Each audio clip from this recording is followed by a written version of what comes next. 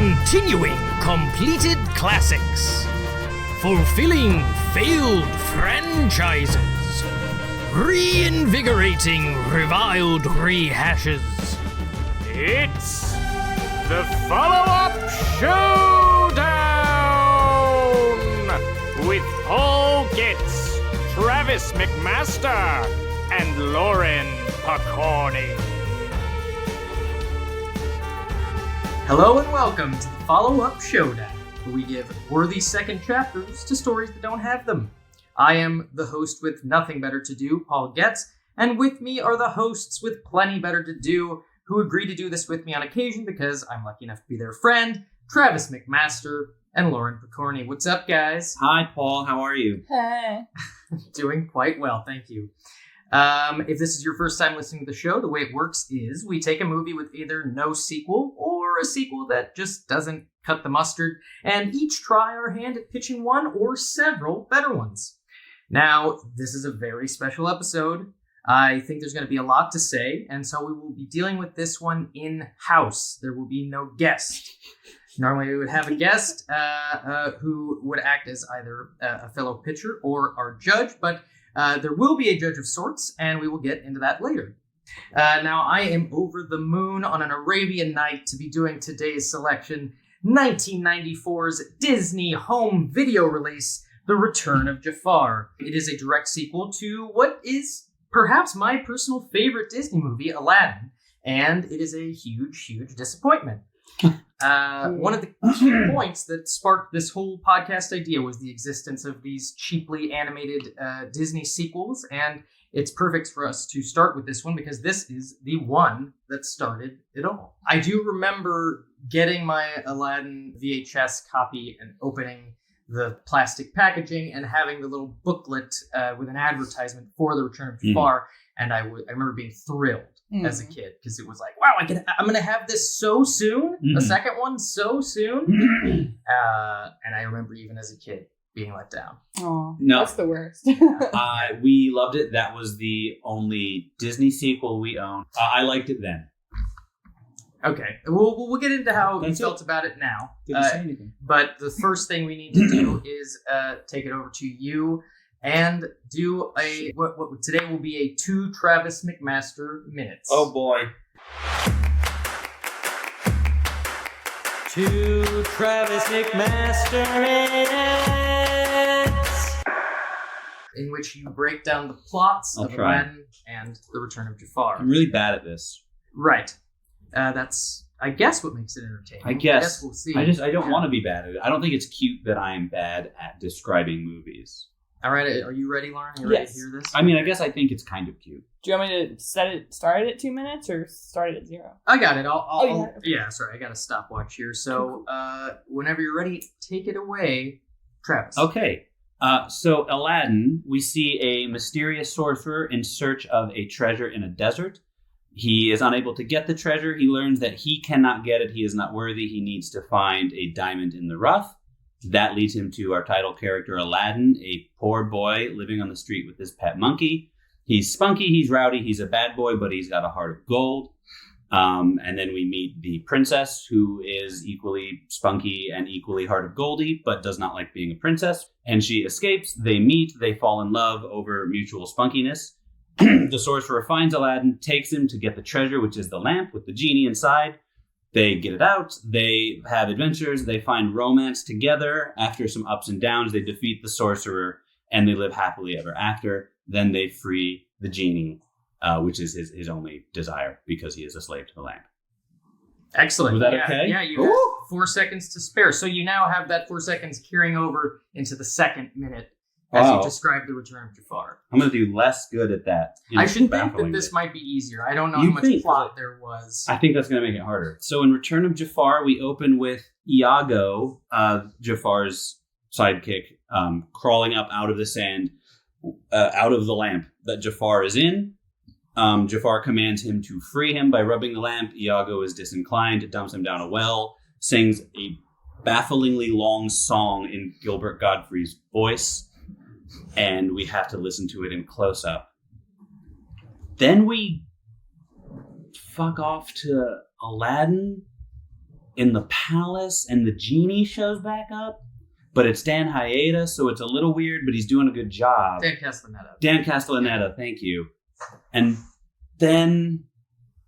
Just what's the plot? I can't remember. I'm vamping because I don't know the plot of this movie. You should just watch the I'm sorry, I don't know. Jafar returns and they have to defeat him, and they do so. And then what happens to Iago? I don't remember. He joins the team. Okay, that's it. Yeah, I think that's it. Abiz Mal is there. Pretty Jason much Alexander is a secondary, like a Darth Vader to his Moff Tarkin. I don't know. That's generous. I didn't. As I was saying it, yeah.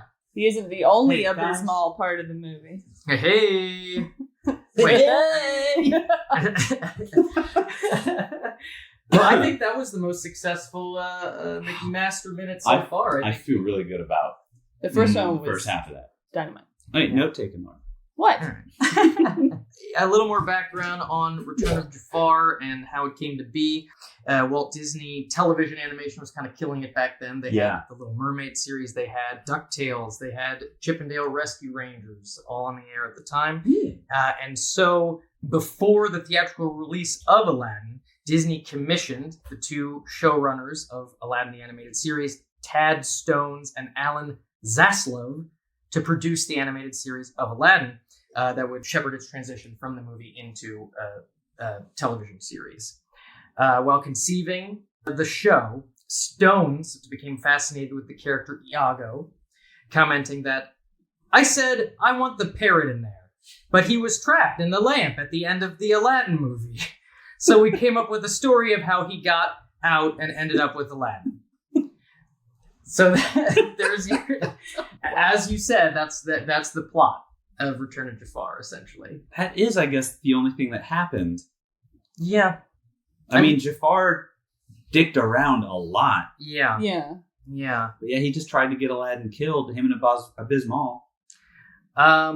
As was common with a half-hour animated television series, Disney had initially planned for an hour-long television special to be the pilot, but Stone suggested that this be instead released on home video as a sequel, which is, I guess, why it's an hour and 10 minutes, making it a feature film. Class it up. Though it received mixed to negative reviews, it sold 15 million tapes and grossed $300 million, becoming one of the best-selling films on home video. Oh. Yeah, dude. Yeah. That's intense. I'm telling you, I owned it. Well, no one knew better at the time, I guess. You Yeah. can't take it back. It takes its backsies. I think they're pretty comfortable with what happened. They did it again and again and again yeah. and again after that. It's kind of crazy how many there are. Mm-hmm. Seeing as how they don't really run anymore, these straight-to-video sequels. There were, I don't know if there were any franchises they didn't sequelize. Like Snow White, they didn't. Is there a Princess and the Frog too? Did they get that far? No, they'd stopped doing it by then. Okay, because I know there's a Brother Bear too. Yep. They did get that far. They surely did. Did they do the Fox and the Hound too? Yes, they did. Oh boy. Copper joins a country band, and Todd has mixed feelings about it. You know, that sounds less heavy than the first one. I Much, like that much about it. less. Yeah. You still haven't seen that. I haven't. Gotta watch no. it. 2 or the first Either. one? The first one. Wow. I've never seen. Oof. Yeah. I know. Go. So, writer's notes for Return of Jafar. There were 8 screenwriters, as we saw in the end credits there. It just somehow inexplicably took 8 people to get this one over the finish line. It looks like it did. Yeah. It plays like it. Struggle. Absolutely. None of those writers are among the 4 original screenwriters for Aladdin. Alan Menken did not do the music. We know, yeah. Notably. And as for the actors, everybody returned with the very well-known exception of Robin Williams, who at the time had a heavily publicized bitter fallout with Disney over the marketing campaign for Aladdin. And also the Sultan was replaced because that actor, Douglas Seal, died. He was replaced by Val Benton. Yes. There is a third Aladdin movie. We also watched that. Yeah. Just for reference points. Aladdin and the King of Thieves. Robin Williams returned for that. And that also serves as the series finale for the animated series. So in order to get the full Aladdin story, it would have needed to watch 3 seasons of the Aladdin animated series in between the movies. But we did our job. Not that I would be against that. I do remember liking that show a lot as a youth. Got to get more of Ismail. He didn't even make it into the third movie. I'm sure he was killed or something. I guess I am interested if the series finale of Aladdin like wraps up Ismail. Yeah, he's like and then falling into a volcano while reaching for a bejeweled dagger or something. Yeah.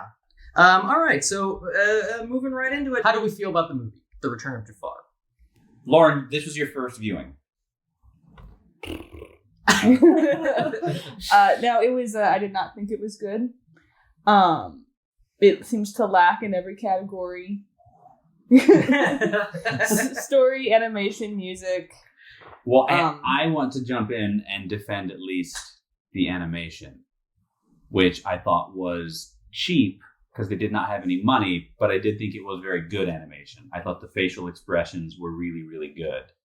I thought they did what they could with the money. Paul, how did you phrase it? They didn't shy away from any visual ideas. Yes. I feel we did comment throughout that there weren't, actually more so in King of Thieves, there were things that they just sort of cut around to not show. Mm-hmm. Whereas in Return of Jafar, they showed every idea that they had, it just some of it looked bad. Yeah.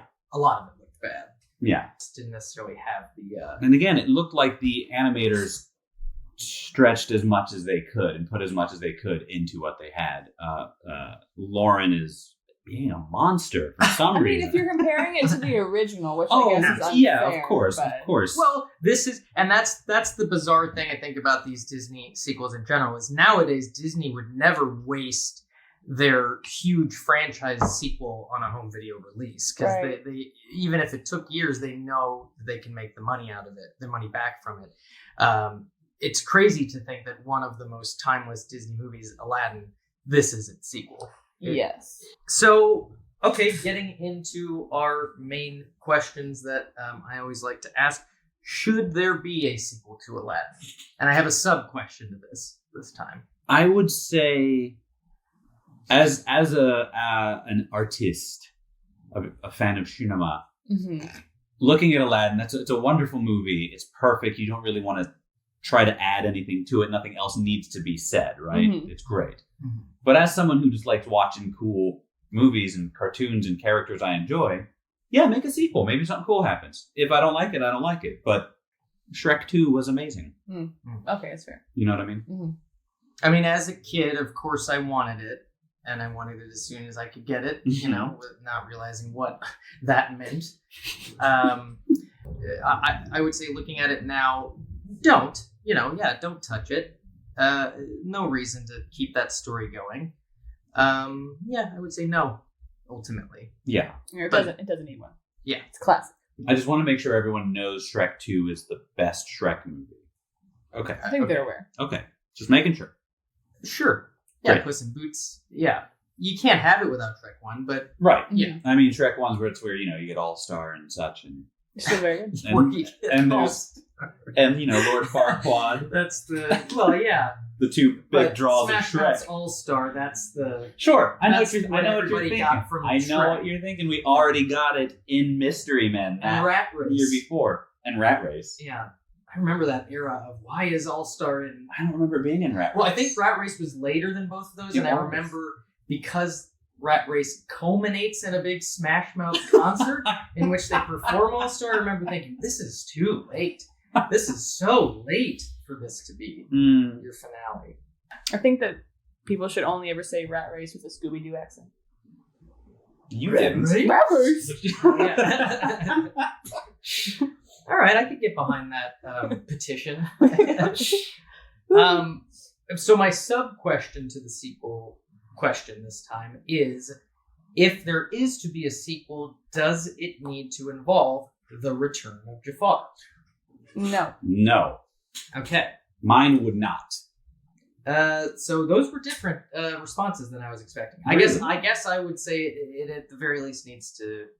Well, as you'll hear from my pitch, it does involve that, but I guess I would. I guess I think that it does. I get it, because I love Jafar, Well, obviously. yeah. I think he's great.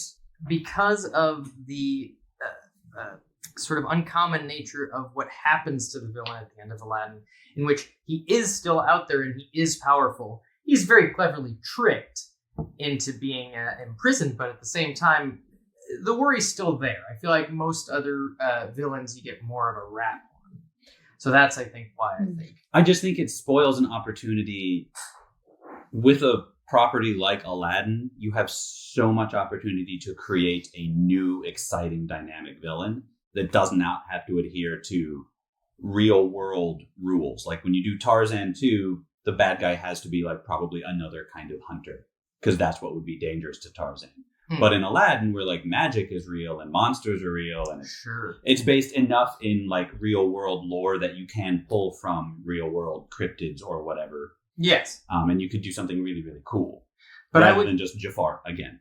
I guess I would say that it's still possible to have a new threat and then bring Jafar in on it. Yeah, you could. Let's not stay on this. Okay, let's please move on. Well, I mean, I tried to sway you guys. You were not swayed, and that's where the cookie lies. All right. Well, so then moving on to our next classic question: sequel or prequel? If you're gonna do it, what's the sweet spot? Sequel. You say sequel. Mm-hmm. Okay. I say you have to do sequel, or you have to ignore a set of major characters. If you do like a Jasmine prequel, yeah, you don't get Aladdin or Genie or Abu or Carpet. If you do an Aladdin prequel, you don't get Jasmine or the Jafar or the Sultan or any of that. But what I have as my prequel pitch is just sort of a rough idea, and it would almost be sort of more in the style of like a Lion King 1.5, where we're getting, we're jumping around to different sections of things. Sure. In that, it's from a set perspective. My idea here. What are you waiting for? Go on. I have it much ado about nothing. Yeah.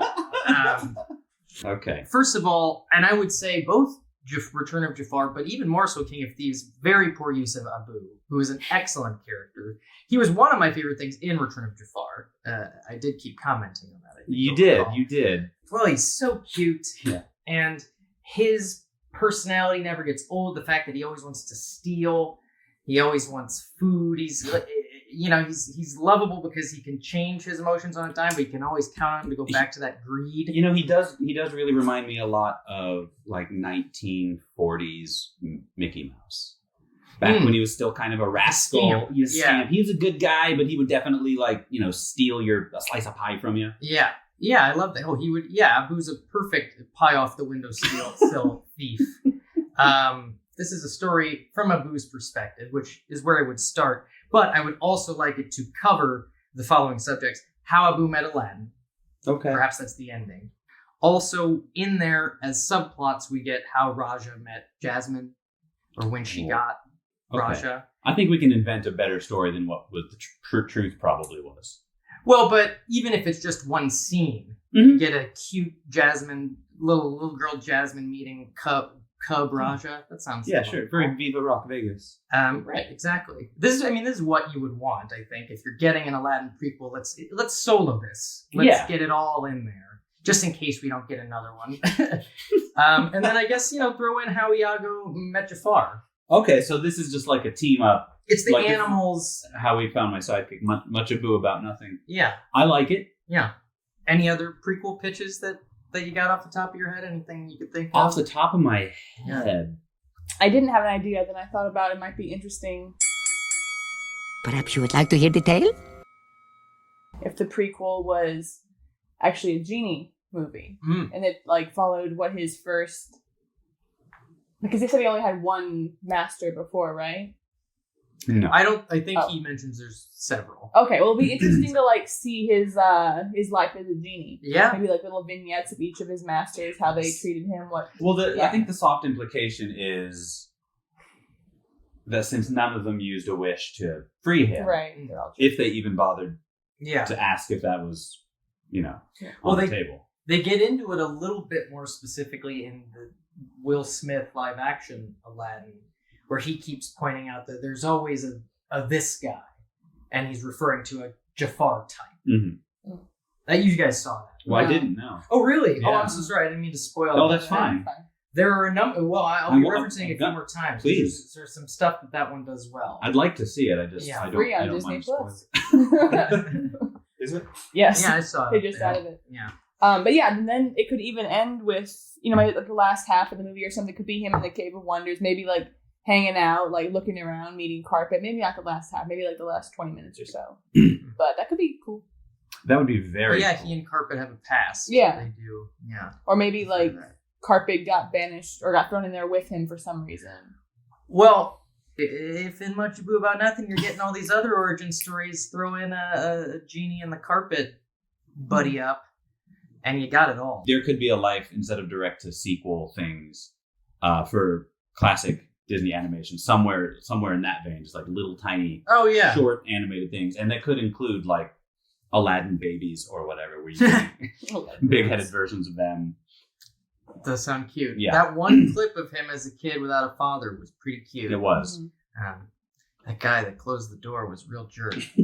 Well, he's got two already. Okay, cool. Well, yeah, I think there's some potential there, but I would agree that sequel is the sweet spot. Yeah. If we're gonna go anywhere with it. Yeah. With that in mind, does anyone want to start? I'll go. Oh, okay. Any titles, of course, are encouraged. I forgot to think about a title. No worries. I'll do the pitch first. And Circle I'll think back about around. Yeah. I don't have an entire story, but I thought it might be kind of interesting if Nice to be back, ladies and gentlemen.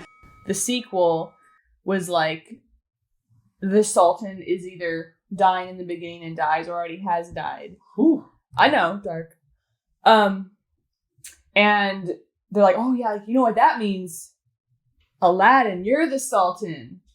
And I don't know how like that would normally work, but I feel like Jasmine wouldn't be next in line, even though she should be. Mm-hmm. So I feel like it might be interesting if Aladdin would immediately be like, I don't know shit. Like, I just am a regular dude. Jasmine is the daughter of a sultan. She has grown up, around like she's as royalty and around politics and whatnot. And she should be the sultan. And I think that would be a cool take. And I don't know if there would be pushback. I don't know if that'd be a really short movie where everyone's like, yay! Well, you probably want to come up with like a villain that wants to stop this process. Yeah, that's what I would. Also, is Genie in it? I was trying to think about that. And I thought maybe he wouldn't be in it for most of it.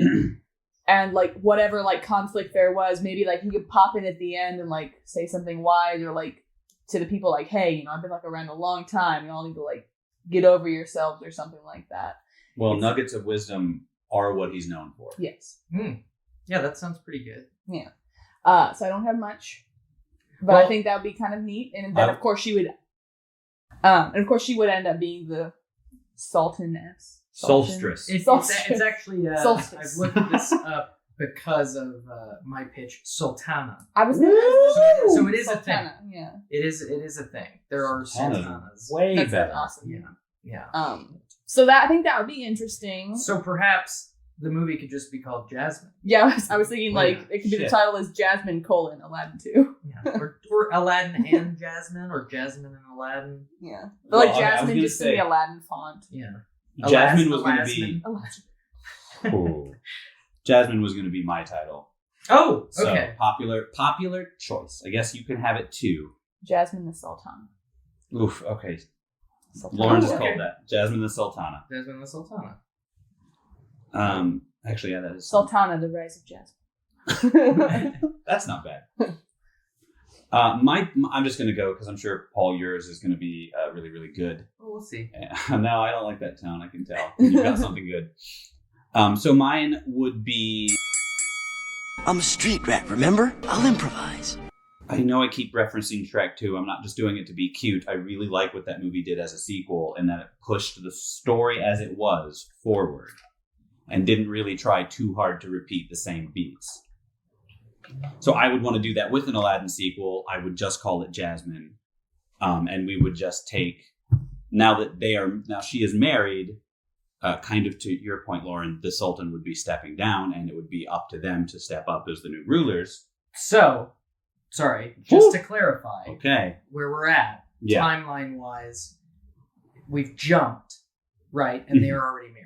I forgot to include that, but yes, that would be In both of yours. Yes, Yes. it would be because to, that makes sense. either to after they were married or leading up to the marriage. It would be centered around like their kind of like communal. They're coming together, yeah. Okay. And they're both kind of very young and insecure. Mhm. Obviously, they're not quite ready for this, but they want to step up to the challenge. And so Jasmine would kind of have to go on a quest for her mother because she wants to know what a sultana would do, I guess, or the first lady, if she is not to be sultana. And she would want to seek her mother. And then Aladdin would, I want to kind of separate the two of them and have them come into their own separately, and then have them come together at the end, having resolved themselves to figure out how to rule together. But like in a fun Disney way, obviously. This is sounding a little heavy. So her mother would be alive somewhere. Well, no, Or not she just- would like search her past.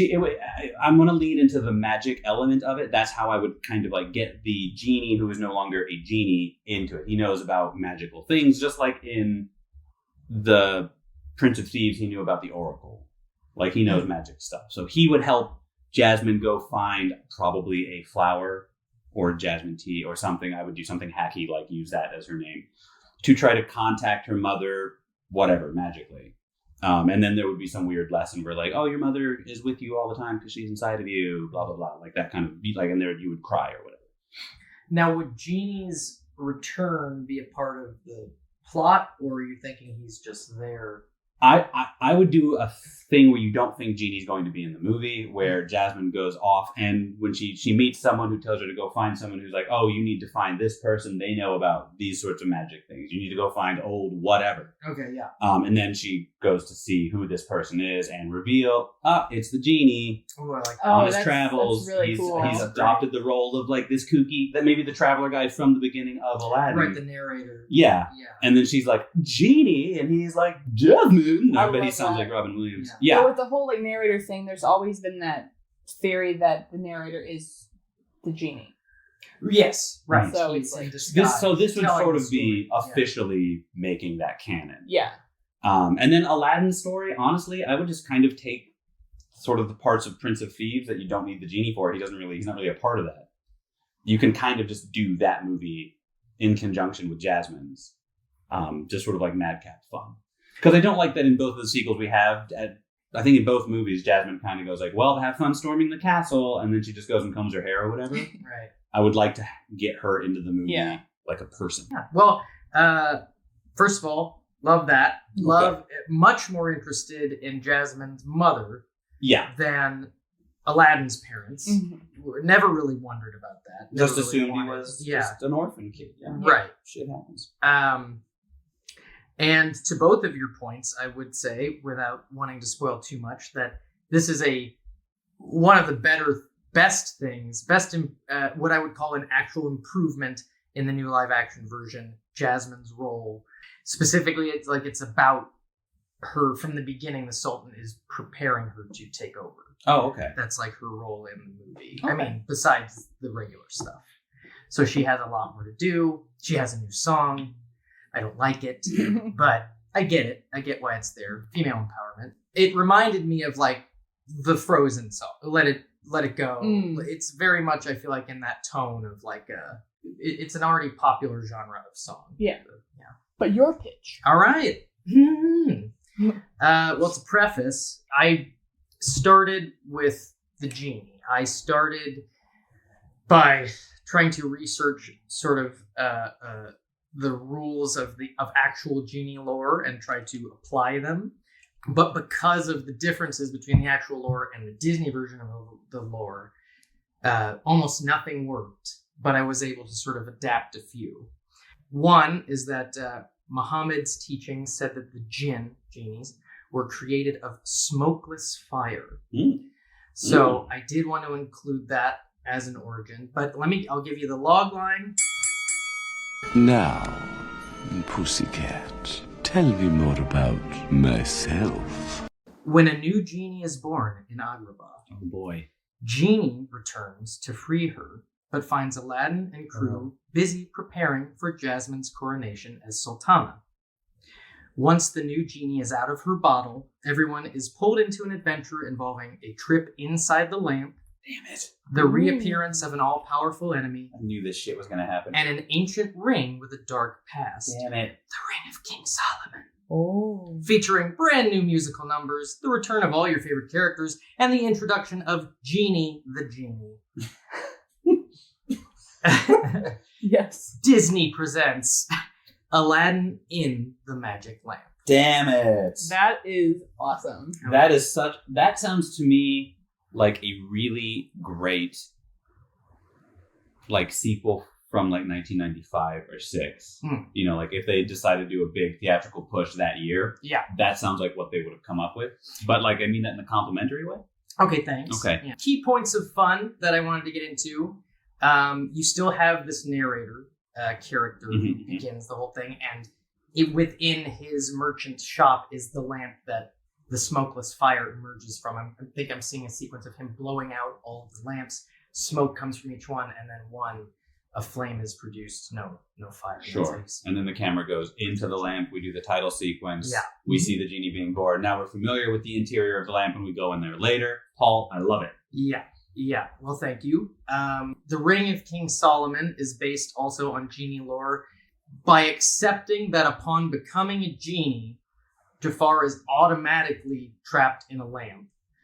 Means essentially genies are born in lamps. There is no separation of them. Whereas Like a in crab? the lore, King Solomon is this guy who went around essentially trapping genies in jars. That's where the legend came from. Oh. I did not And So, know then sort like of a- adapted one to one. Like a cage-free genie.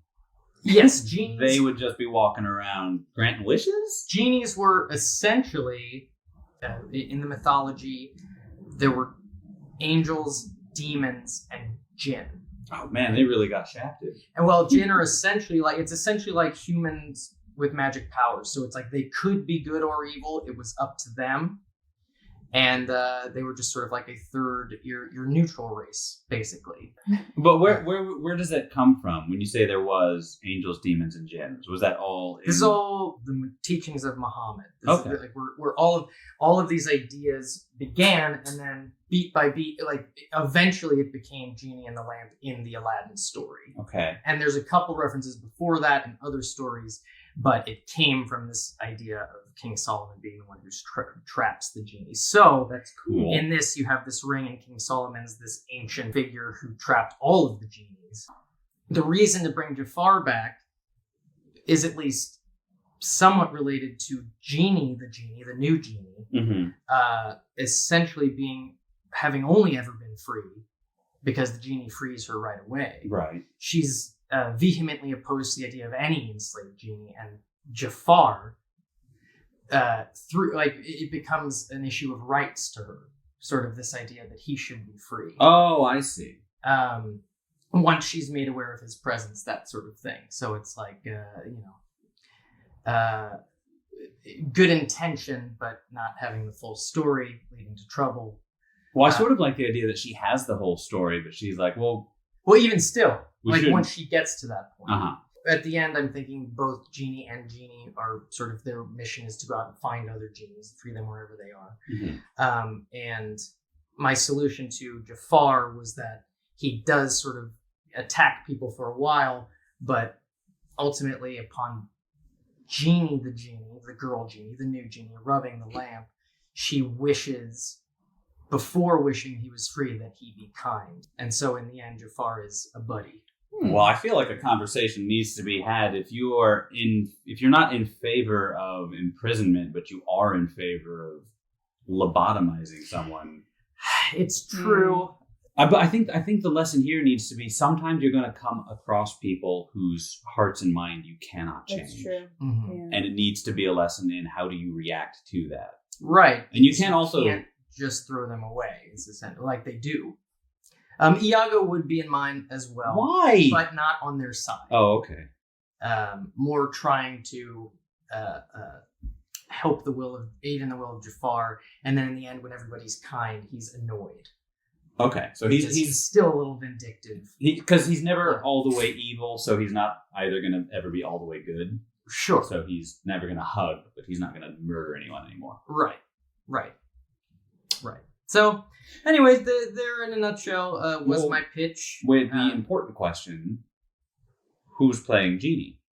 Oh, Genie the Genie. Genie the Genie. Oh boy. Well, you didn't come with an answer. No, I didn't come with an All answer. I guess. didn't even think about that. Oh my god. Well, because it's voice, I didn't really think about it. Wow. Wow. Like in this perfect world, would Genie's I mean, it would still be be Robin Robin Williams, of Williams? course. Yeah, I'm trying to think of someone Whatever. with similar star power, but a range of voices. Like who is like Carol Burnett? Would be Oh, cool. I And see. back then, she was a little more spry. Like a comedy legend of some sort. What about Whoopi? Whoopi, Robin, Right? a lot of similar Yeah, come on. energies there. I do like that. Come on. Yeah. I want Whoopi. Okay. So, as I mentioned before, we will have a judge of sorts Oh, today. yes, This right. will not be left up to a vote. I have brought what is closest in real life to the magic lamp, the magic 8-ball. next? Okay. And so each of us, we will shake the magic 8-ball and see what magic What the decides. fate is. I love So this. be like, 8-ball, do you like my pitch? Shake, shake, shake. Correct. Yes. Shake. They're like, you suck. Okay. Ladies first? Well, we'll see what it says. Okay. But yeah, I hope it says one of us sucks. So Okay, ladies first. So then Alright. you're going with Jasmine the Sultana. we're going with the title. Yeah, or you can go on with your Genie prequel, whichever. I'm gonna go with my Jasmine one because I think like there's more of a movie there. I haven't found it yet, but okay. Magic 8-ball. What do you think of Jasmine the Sultana? I think you have to wait a second. Yes, definitely. It says. Whoa, that's a strong That's going to be hard to beat. step. Okay, It's hard to beat. all right. You want to go? I'll go. All right. So, Magic 8-Ball, what do you think of my Jasmine pitch? What's it? Don't count on it. Oh, Ouch, rejected. Ouch. That's okay. At least it didn't say you suck. I liked a lot of my pitch, but I think I it was really definitely- liked your pitch. I'm gonna override the Magic 8-ball. Thank you. Oh, that's so sweet. I think we all had really good pitches. All right, so Magic 8-Ball. What are your thoughts on Aladdin in the Magic Lamp? It's great. Okay, so that's came up with yes, definitely. We need a tiebreaker. We have yes, we do need a tiebreaker. Tiebreaker Magic 8-Ball shake, or what, you want to do something else? How about since yours didn't make it, Uh-oh. you decide. Okay. Serious. Well, yeah, okay, fair. Wait, Lauren, what was your quick pitch again? The Sultan dies, and everyone's like, "Oh, Aladdin, you're the next Sultan." And he's like, "Nah, Jasmine should be the next Sultan." And maybe they're met with resistance. Oh, okay. Yeah, Paul's pitch. Yeah.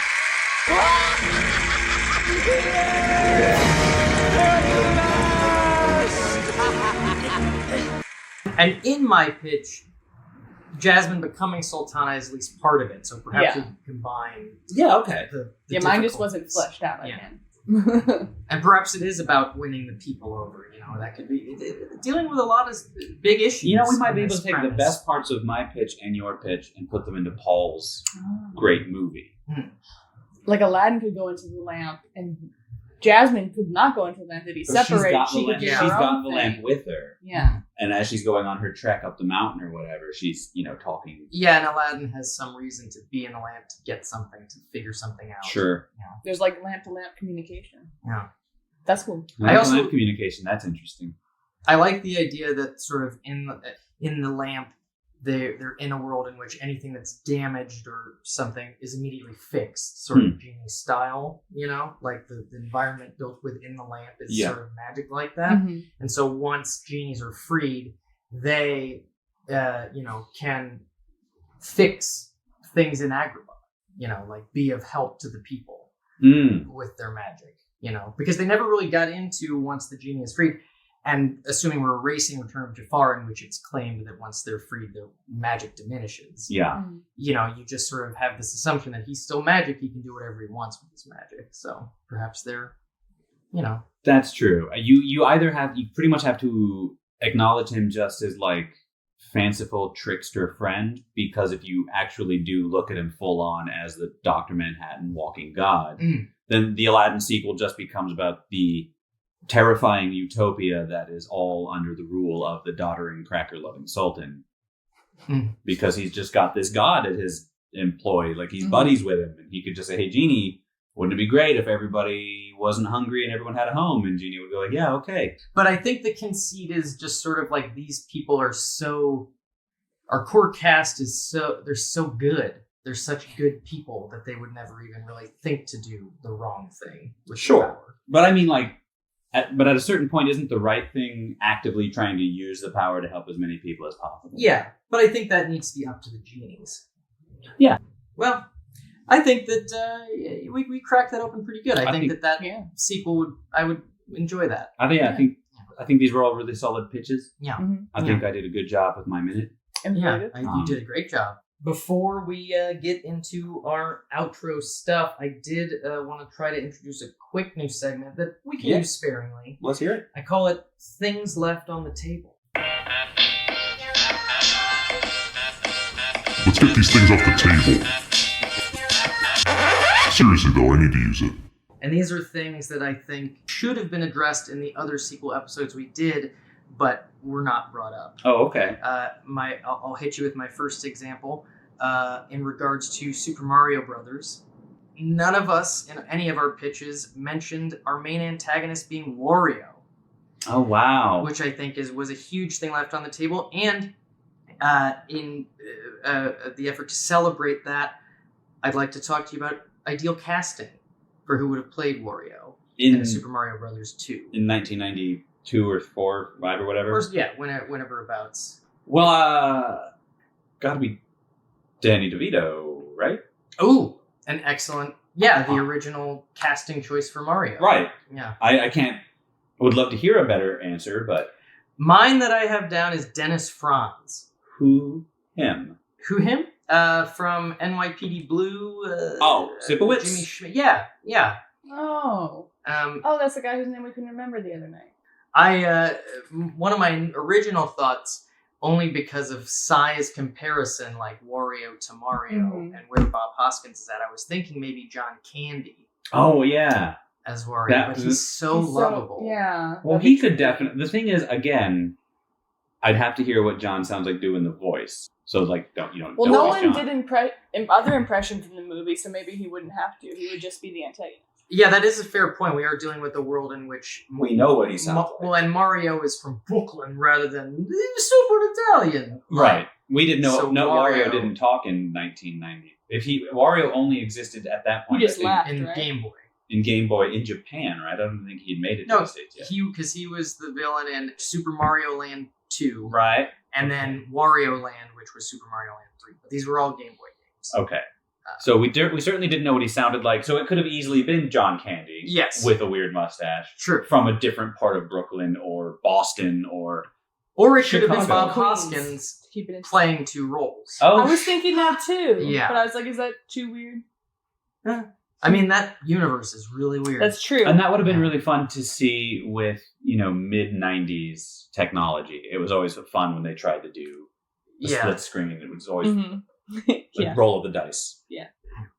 All right, cool. Moving on to my next thing left on the table. In our Ghostbusters 2 episode, we did start to break this down. I don't believe we ever finished. And I just want to say definitively and see if you agree that Winston is a Gryffindor, Ray is a Hufflepuff, Egon is a Ravenclaw, and Venkman is a Slytherin. Yeah. Would you say that? That Sounds right. Yeah, 100%. Yeah. Absolutely. I think we nailed a couple of those down, but I just want to make sure we got the full 4. What a balanced cast that was. And that's the true secret to making a good movie is balancing your Hogwarts houses. Yes.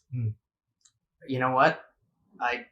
I'm going to try to go forward in my writing, always having that in mind. I think next time we come out of a movie loving it. Yeah. But who was our Hufflepuff? Yeah. That's a fun game. Yeah. I guess let's try to do it in foursomes when there's a clear foursome in the mix. I think that this is one's almost too easy but fun. Ninja Turtles, Michelangelo's a Hufflepuff. Donatello is Ravenclaw. Leo's an easy Gryffindor, and Raph's an easy Slytherin. Right? Yeah. All right, swish, swish, swish, all day. Pat ourselves on the back. Yeah, I guess let's let the listeners off the hook, and maybe we can just do this for a while longer, huh? Does that sound? Sure. Oh, anything to plug? Anything to plug for anybody? I make custom Funko Pops. I am on Instagram at Lola_Stark, just spelled just like it sounds. I opened an Etsy shop called Pop That Funko. All uppercase letters on the first word. All one word. Yeah. That I bet you were excited that wasn't taken. I'm excited. Yeah. But I was worried people were going to associate it with that song. Pop That Pussy? Yeah. That is what I associated with immediately. Okay. Yeah, like, you want that Funko? Pop that Funko. I was going for, like, move that van or whatever. Okay. You know? Well, congratulations. Thank you. That's a good one. That's a big one. Just finished my first commission. Very excited. And Whoa! you Yeah. could be the second. Wow, that's exciting. That is very, very cool. I guess maybe I don't want to invade that person's privacy by saying what it was here, but No, not I yet. want to hear That it is, afterward. yes, confidential. Okay. Well, we got a lot to talk about without you guys, so I'm gonna bid you adieu. And a merry Jafar to you. And a happy new year. Okay. Oh, you have to stop. Oh, okay, bye. On the next follow-up Showdown. A continuation celebration of Babe Pig in the City. We do have an incredible guest, Cody Ohlendorf. The second one is, wow, Yeah. I have so many things to say about how that transpired.